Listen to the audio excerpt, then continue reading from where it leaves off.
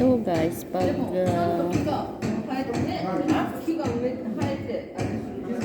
tawag, mula sa pagputok ng vulkan, ito 30 years after an eruption, ito daw yung lupa na nakapaligid sa ganito daw yung lupa na nakapaligid sa vulkan.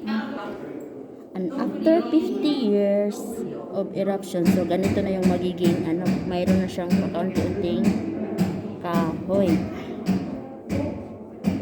So, ayan.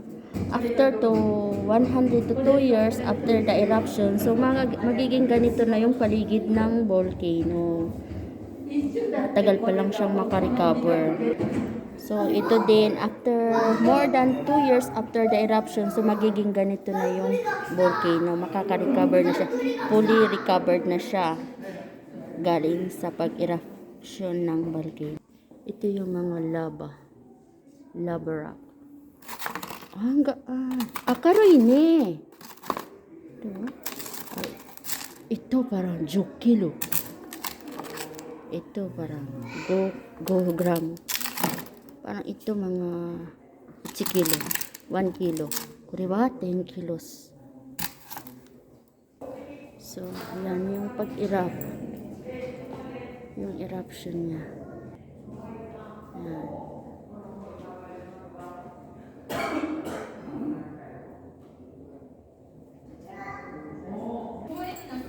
Iko datte. Rei kun ka. Ke. Kare.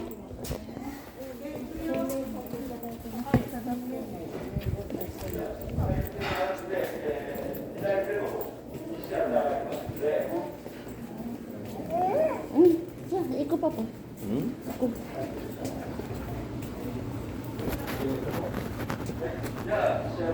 Iko ka.